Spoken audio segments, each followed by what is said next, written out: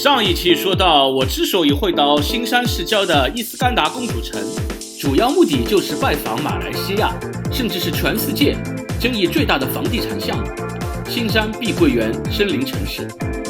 今天我就带大家系统实地了解这个地方。本期视频呢，可能是我有史以来最长的一个，分成2部分。前面12分钟，我给不了解这个项目的朋友简单科普一下森林城市的缘起、发展历史和经历的波折争议，以及目前媒体和网络上对它现状的一个评价。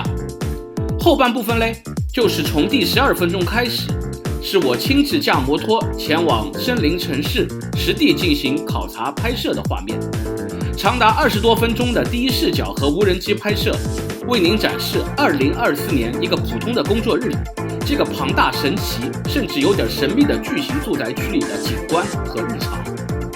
耳听为虚，眼见为实， So let's go and see。 OK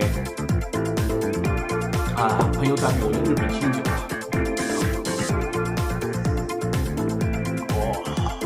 还是很猛OK， 以前我在摩旅过程中呢，并不喜欢露脸那么今天这个森林城市这个项目的这个故事呢，我觉得还要坐下来跟大家好好聊一聊，所以我特地在室内又拍摄了这一段视频。森林城市是位于我们马来西亚柔佛州伊斯干达公主城正林山的一个巨型住宅项目，距离我们马来西亚的新山，也就是第2大城市新山有40公里路。这个项目的起始呢，是起始于2006年，当时呢想作为一个为期20年的项目。那么如果说2006年开始为期20年的话呢，那么按照原定计划到2026年就应该是完美收工了。那么为什么后来会变成了媒体口中描述的鬼城呢？那我们呢要从头到尾来捋一捋这个森林城市的缘起首先我们要明确，这个碧桂园森林城市它并不是一个完全由中方或者马方主导的项目，它是由中国的碧桂园集团跟我们马来西亚的 Esplanada Dagan 88合资的一个项目。那么我们现在要说一下，这个名字比较拗口的叫做 Esplanada Dagan 88是一个怎么样的一个集团呢？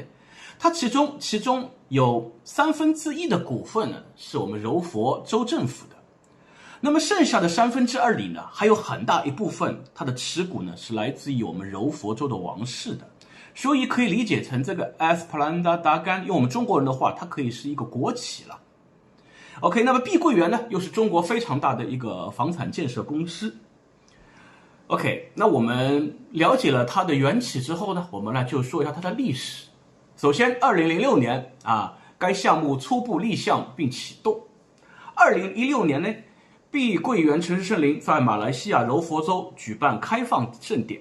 所谓的开放盛典，就是说这个项目正式可以对外经营了。那么时任的马来西亚首相纳吉布到场。那么相当于这位首相的到场呢，就是给这个项目做了一个官方的背书。好，我们先记住这个首相叫做纳吉。OK， 时间到了2018年，这时候纳吉布下台了，时任大马首相的非常著名的那一位马哈蒂尔先生，对该项目的态度呢，就一反前任首相纳吉的支持那种方向。他突然宣布禁止外国买家买入。OK， 大家也知道这个项目一开始都主要是面对外国买家的，它并不是针对我们马来西亚本国人的。它当时最主要的2个客户群体，一个是中国人，还有一个就是对岸的新加坡人。那么马哈蒂尔宣布这个项目不能向外国人售卖了，那就宣布相当于是给这个项目怎么说呢，就是判处了一个死缓我是这么认为的，只是没有把你历史枪毙掉而已了，只是给你相当于把你关起来了，你也不能再做任何的商业经营活动了。我想应该新山本地老百姓或者我马来西亚其他地方的这些居民是不会到这个地方来买房子，对不对？ OK， 更加进一步的是，它更表明不会向外国人发放签证让买家在当地居住，也就是说原先传言的购买这个森林城市的房子可以获得马来西亚的长期居住签证的这个传言就不攻自破了。那么相当于外国人包括中国人到这来买房子，他只是买个房子罢了，就没有任何的签证便利。 OK， 这是2018年。那么这么一来呢，就导致森林城市一下子进入低谷了。那么大家知道地狱下面还有18层，更大的低谷在后面。2020年新冠疫情OK， 这就不是碧桂园森林城市凉凉了，全世界各处的商业地产都遭到了很大的打击。那我们看一下2020年这一年，这个森林城市，它号称原先计划有70万套房产的这个巨型的商业城市，当年只销售了整整10套房子。哇，10套什么概念哦？再少卖1套的话，相当于就是个位数了，一整年哦。一个楼盘，而且是一个巨型的有70万套住宅的楼盘，一年只卖出了10套房子。所以说自从这个时候呢，该项目就彻底沦为了鬼城了。 OK， 时间呢3年之后，我们疫情结束了，那么该项目呢似乎有复苏的迹象。那么据2023年6月的官方统计，这个时间点大概有8000至9000人还长期居住在森林城市。那么虽然说8000人、9000人在其他的这种大型商业地产中看起来这个数量不是很大，但对于一个经历了3年疫情，又经历了那个马来西亚的这个政治风波的这么一个房地产来说，那么8000人、9000人呢，就让人多少看到一点希望哈。OK， 那么2023年8月25号，大马的新首相安华上台了。此时他刚上台呢，就把我们的柔佛的伊斯干达经济特区内的森林城市呢列为金融特区，以加强竞争力。这无疑呢是给这个已经行将就木的项目打了一剂强心针啊。OK， 更好的消息还在后面哈。2024年7月，大马下议院通过法案，将森林城市第一岛列为免税岛。这个什么叫第一岛呢？就是说原先呢我们这个森林城市它是准备做4个岛的，4个人工岛的。但到目前为止呢，还只有第一岛是正式完工的，所以说现在这个第一岛就列为了免税岛了，就相当于和兰卡威刁曼还有那个邦格岛一样它就成为一个免税岛了。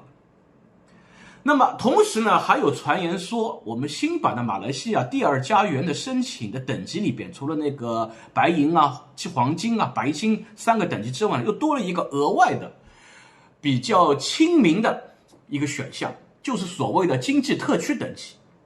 那么里边说明呢，是购买森林城市房产的人，可以在定存保证金这一块享受一个较低的存款数量。那么就是说，原先我们说要存款将近100万马币左右的这个存款呢，可以把它下探到一个非常低的水平，但前提是呢，你要在森林城市购买房产，而且还有一个说明呢，就是这个等级，你的长期签证的居住地只能是在柔佛州的经济特区。那么柔佛州的经济特区呢，主要就是包括新山周边的一系列的，包括像那个古莱那个伊斯干达公主城还包括新山市区还包括那个海边那块，就本纳瓦那一块叫什么来着？就是这一块区域。那么基本上是把整个柔佛最繁华、最热闹、最有投资价值的一块区域给概括了。那么个人认为呢，虽然说它不像西马或者大马的整个完整版的第2家园这样可以在整个西马半岛活动，甚至可以在东马活动，但是它至少你可以在柔佛州的比较发达的区域居住，同时呢你也可以到西马其他地方去旅行，只是不能长期居住而已长期居住这个地方必须是在柔佛州的经济特区内。OK， 这就是它到现在为止的一个历史发展。那么这个项目的现状现在是怎么样的嘞？我根据网上和媒体的报道整理出了4条，我们看一下第一，该项目原本计划出售的房产是70万套，但到今年为止只售出了不到2万套，按照百分比来算的话，差不多是 2.5%。第二，该项目原本计划新建4个填海人工岛，但目前仅有第一岛大部分完工，并且开放入住和出售。10年的时间只完成了全部工程的15%，那么这个工程进度来说也是非常落后的啊。第三，该项目原本计划让超过100万的居民前来入住，目标人群呢包括马来西亚人，主要是柔佛州本地人、新加坡人以及其他前来大马工作定居的外国人。那我觉得这些人里边呢，基本上主要还是中国人了。按照现在的报道啊，目前常住此地的居民大概人8000人左右，而且基本上都是来自中国大陆的居民。那么这一点呢，在我亲自驾摩托在这个森林城市里边转一圈后发现的确是这样的。路上遇到的居民也基本上都是中国大陆人。那么楼底下开的那些小商店啊，包括那些小饭馆啊什么的，一看呢也都是中国大陆人开的那种风格。因为中国大陆人开商店的这种风格和世界上其他地方的华人，包括马来西亚华人啊，包括和香港啊、台湾这些地方的人，他开的风格是不一样的，这个一眼就可以望出来。第四呢，该项目原本计划成为投资型房地产的热门项目，但目前的事实是该地房价一路走低，已经购买的居民发现转手或出售、出租都无人接盘。也就是说，哪怕你给一个非常低的价格，很可能最后也没有人愿意入手。那么这就是现在这个楼盘在媒体和网络上所报道的一些现状。那么所谓耳天为虚，眼见为实，那么现在请大家就随着我们直接实地去新山碧桂园森林城市，我们去走一圈，我们看看到底是不是像网上所说的那样，这个地方已经变成了一个鬼城了嘞。 OK, let's go.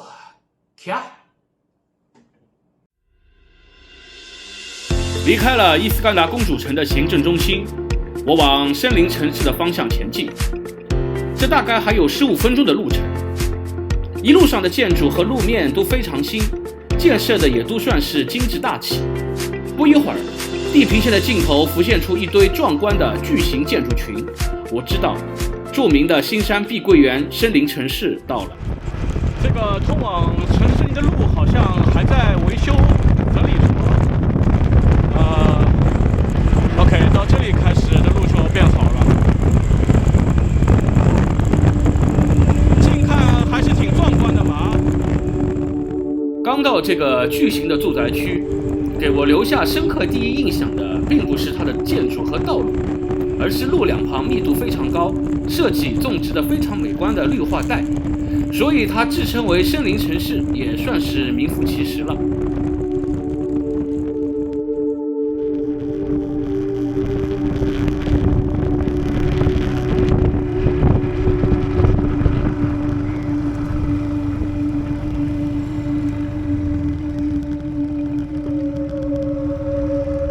进不去了，前面只有住户才能够进去。OK， 我们就走外围看一下了。在街对面还有一个城市森林的社区。其实整个新山城市森林，它是非常大的一个，应该说是一个社区吧，并不是一个楼盘的。哦，这里还是有很多的这种超市的吧。还有快递站、途游、民宿、家具驿站、文芳生鲜超市、盈科家具，还行，感觉比前几年他们网上拍的那些城市林的这个视频来看呢，这里好像已经有点恢复生气的感觉了。然后对面有一个永久的一个叫做海关办公大楼，就像一个塔一样的那个建筑呢，还在施工中。王朝家具，还是有很多的店的。Crazy BBQ 疯狂烤吧，这个名字一看就是中国人开的。这种名字对我们这种大陆城市人来太熟悉了。在大陆的城里边有无数个叫疯狂烤吧的这种烧烤店，兰州拉面啊，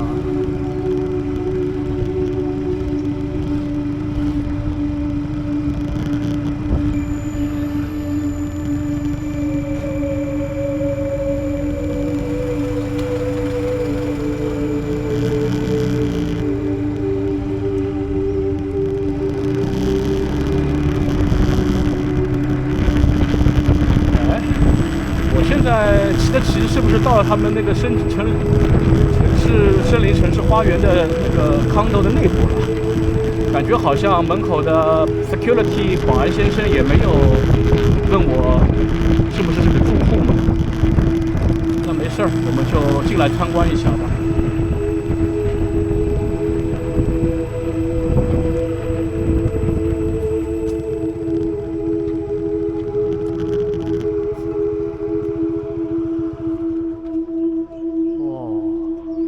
这个楼高是真的高，应该有40多层吧。像这样的单元，这里估计有几十个，所以说远远看过去，这里是非常壮观的。看这个房屋的入住率似乎倒是并不高，但是不管怎么样，小区内部外面空地上的公共车位基本上都是空在那边的。那说明这个地方既然车位不紧张，就说明这里的居民的入住率肯定是偏低的。因为正常情况下的这种小区车位肯定是非常紧张、非常一位难求的。我们绕了一圈又出来聊，这好像不能走，还是得往原来那个地方出去。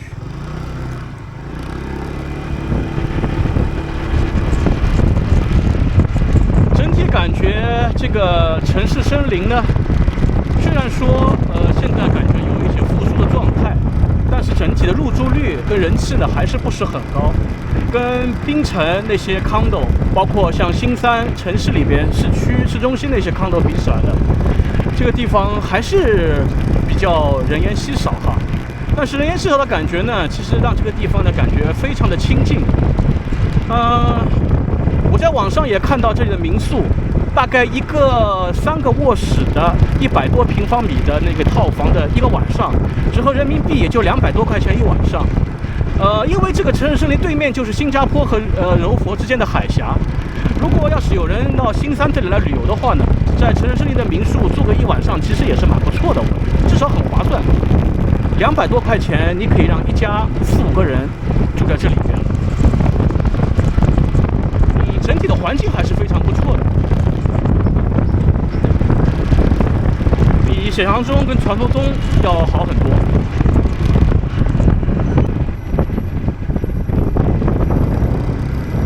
然后它每一个在这个城市森林里面，它分成若干个小区，每个小区都有自己的名字，有的叫 Star Bay， 有的叫 Regular Bay， 这个叫做Carnelian Tower， 就是这个大楼。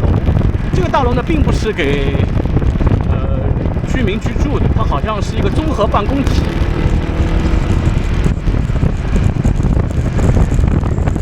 哇，整个城市森林的面积其实真是非常的大呀。我们去看看这个 Carnelian Tower。不得不说，这个环境是真的非常的好。它把这种绿色植物跟这种钢筋水泥的城市丛林结合在一起，所以它叫做城市森林，我觉得是名副其实的。我们现在就在这个 Carnelian Tower 的下面了。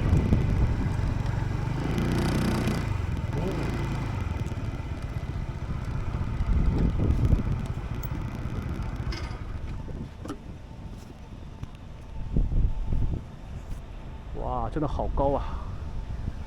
近看反而看不出它那种高大，我们还是从远的看一下吧。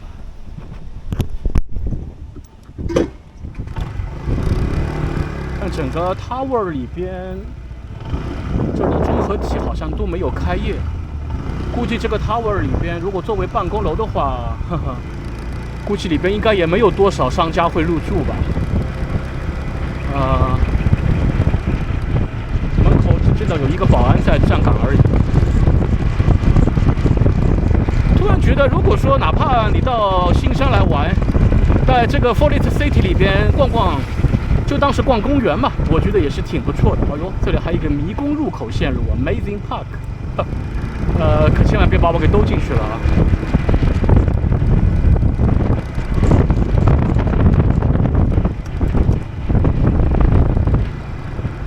这里有一个 park。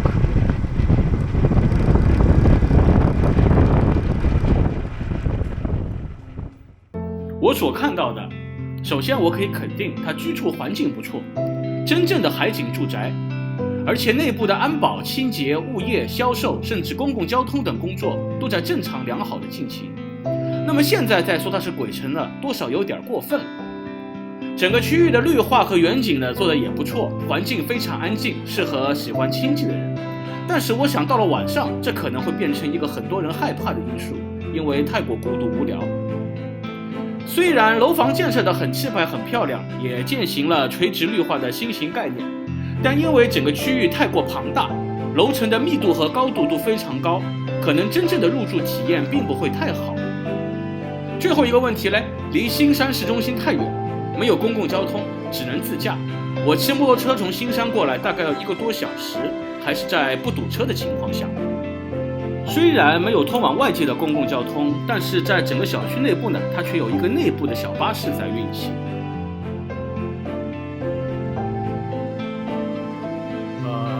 这个叫做什么什么 Tower 啊，现在这个塔的下方，这个应该是他们现在新造的一个综合体。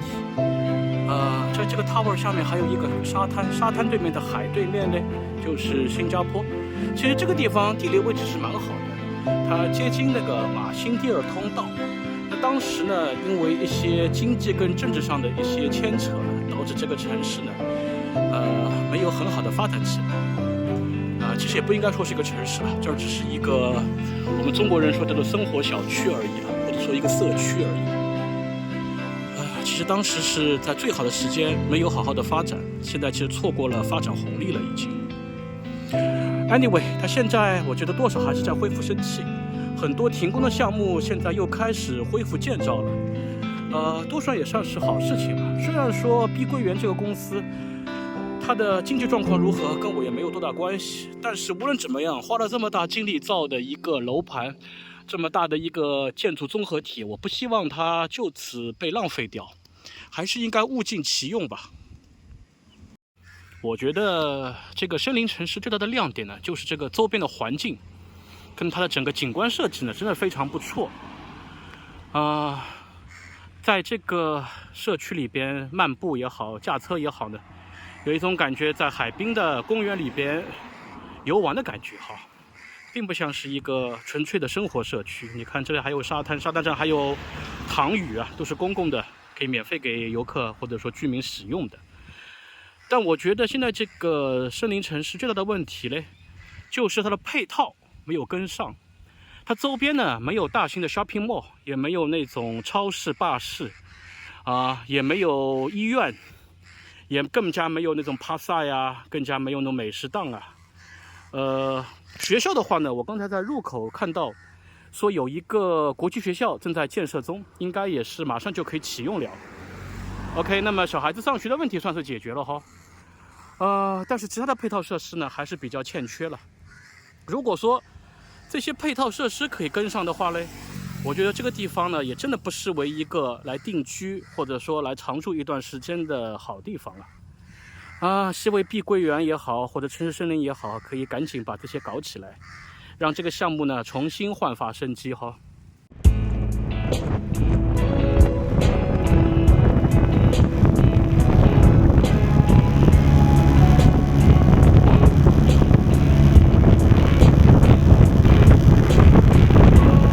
应该说很少有马来西亚的小区跟 condo 自己有自己的沙滩的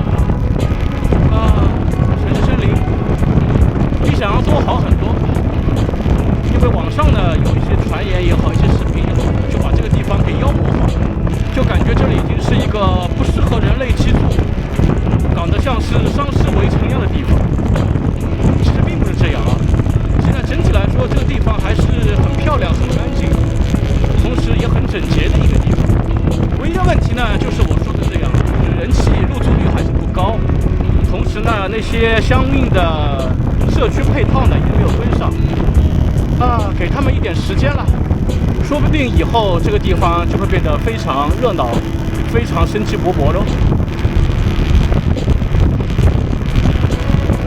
在这里驾车，整体感觉就是2个字：舒服。真的非常漂亮。我只能说，作为一个不是这里的居民，作为一个外来的游客也好，或者说是访客也好，这个地方给我的观感非常 OK。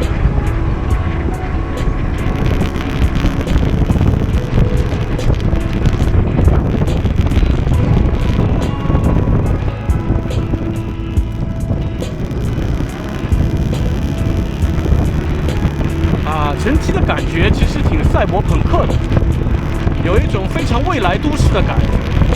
这种感觉呢很奇妙，可以说有一点压抑啊，有一点巨物恐惧感，但是同时呢又非常的前卫啊，非常的怎么说呢，非常的放松。这种复杂的感觉，其实也许可能在视频里面大家可能感觉不到啊。希望大家有空还是到这来看看，不管是哪怕是纯粹来玩一下，来见识一下，或者说在这里考虑一下来投资一下，或者说来暂住个几个天，其实都蛮好的。我感觉反而比新山这里那些奇奇怪怪的景点，或者说一些商场啊、街道好玩。因为这种气质、这种感觉，在中国跟马来西亚其他地方看不到，可能也就是只有新山城市森林这个地方，才能给发展商也好、当地政府也好，这么大的一个创作空间，来安排这么大的一个巨型的、庞大的一个社区啊，真是，这种感觉有一点儿。高级版的那个香港的怪兽大厦的味道，对的，就是这个味道。它比香港大厦看上去要高端，同时整洁、先进，但是那种压迫感跟那种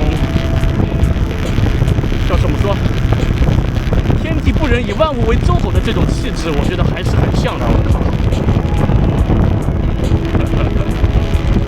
靠，啊，还是很震撼的。这个密密麻麻的一排一排又流。啊，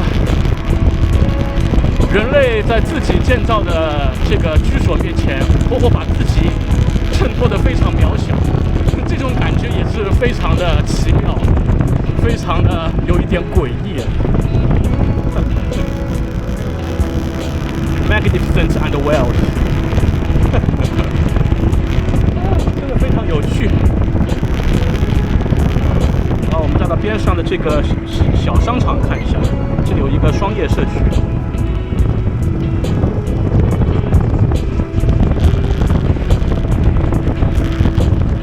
这里有很多的物业公司跟搬家公司啊，还有一些这个饺子馆好像关掉了，本来在这吃一个饺子也不错啊，但是有很多超市。虽然没有大型的这种超市，类似 Lotus 这种，但是这种小型的社区超市，基本上每一幢楼底下都有。那么就是说，你购物啊，买点生活必需品，应该不是什么问题。现在整个区域内有免税购物中心、国际学校、高尔夫球场、网球场，甚至还有一个骑马场。它同时有一个内部沙滩、公园、游步道以及最新新建的一些快递站。同时呢，在楼下也有一些小饭店、房屋装修店等。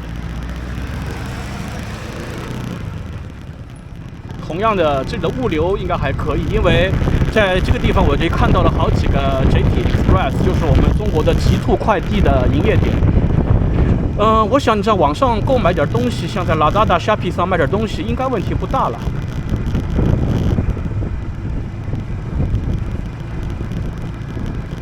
你看，这就是极兔快递的物流车。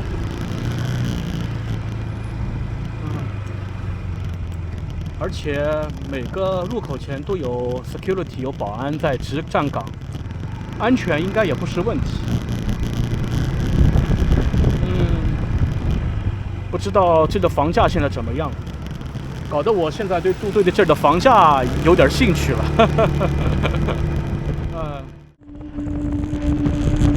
然后整个森林的，我发现它还有一个公共交通存在。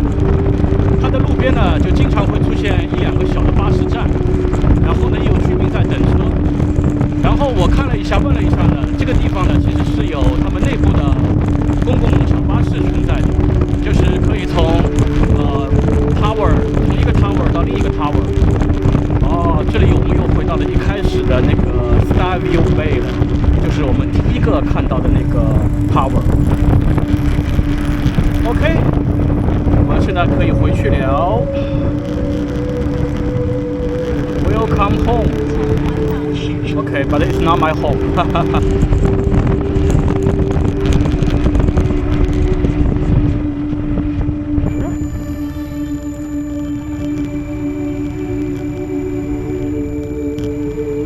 从环岛驶出。开 get out. So go this way? Okay. Okay, I will try. Okay, thank you.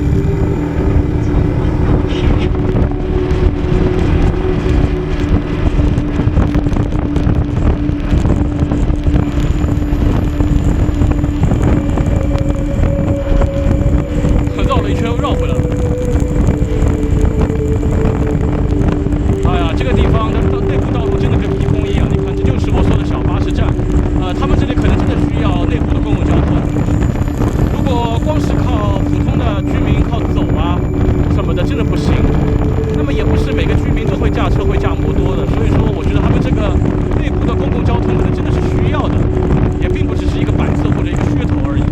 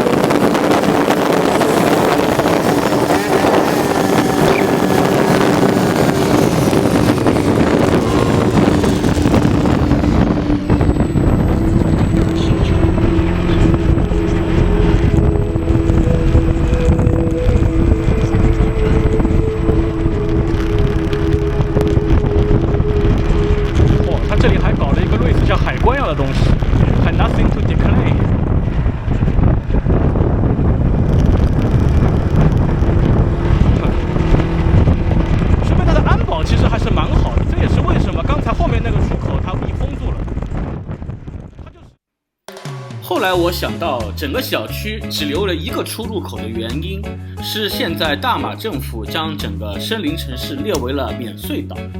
那么既然是免税岛，它必须要在出入口设立一个海关的关卡，以进行海关的例行检查。所以说，这也是刚才为什么我们在出口处看到有一个类似像海关关卡一样的设施和保安。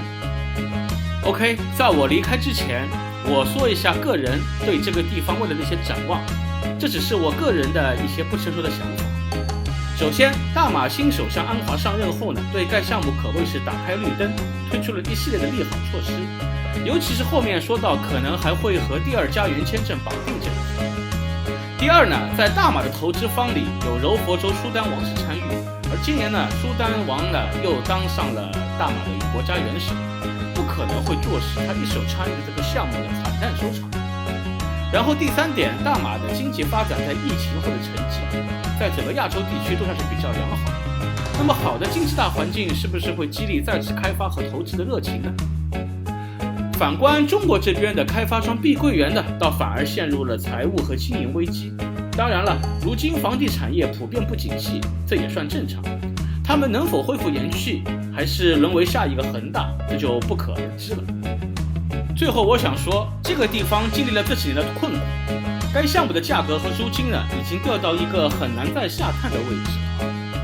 那么如今它迎来了复苏的迹象，能否在房价上面触底反弹呢？如果答案是肯定的，那我们现在去观望一下，应该多少都有一点投资考量的价值吧。OK， 今天的节目呢就到此为止。做视频不易，希望大家能够给我个一键3连，谢谢，我们下期再见。